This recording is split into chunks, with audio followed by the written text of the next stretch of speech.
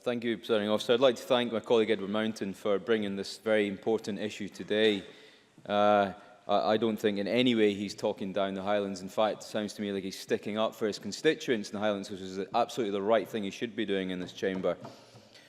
We all know that the NHS, Presiding Officer, is about people, and without the committed staff our hospitals and surgeries rely on across Scotland, the NHS would be nothing more than an acronym, which is why I feel very strongly about this issue today and wanted to participate to bring some examples from my own region into this debate. In the west of Scotland, we've had our fair share of difficulties with radiology vacancies.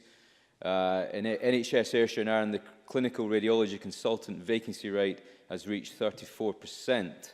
And to give that some scale, the national rate is 14.1%, less than half. And to put those statistics another way, that means there are just 4.5 consultants per 100,000 people, compared to 5.4 across Scotland. Now, they are just numbers, but as I said at the beginning, the NHS is about people, and these people are constituents of mine who have contacted me, who are struggling to get appointments for scans, are waiting far too long for routine scans, and many of these scans are there to pick up important areas of concern that may require further investigation or indeed treatment. These are serious medical issues. As mentioned by others in the chamber this evening, the spokesman for the Royal College of Radiologists warned that Scottish radiology could be on the brink of collapse. That was earlier in February this year. And it said that it faced the perfect storm. The Royal College of Radiologists went on to suggest that the Scottish Government should undertake a vigorous recruitment programme in the short term and at the same time begin a long-term planning strategy to increase the number of radiologists that train here in Scotland. It said that both measures needed to start together and without delay. However, one could argue that a long-term strategy on planning should not happen today or tomorrow. It should have happened years ago.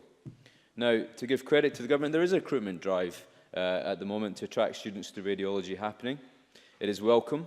In the west of Scotland, the West of Scotland Radiology Training Scheme, I believe, is the largest in Scotland, and is currently training a number of students in hospitals in my region.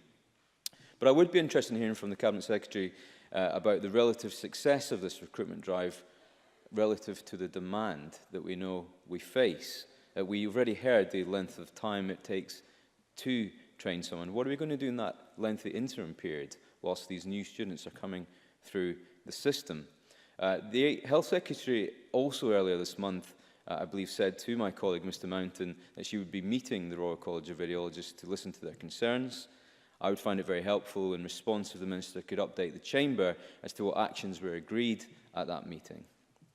Presiding Officer, it's clear that the failure to adequately plan our NHS workforce across a wide range of specialisms, not just radiology, is now physically impacting the quality and quantity of care available. As always, Presiding Officer, we bring these issues to the Chamber and we get the same responses, and we've heard them all today.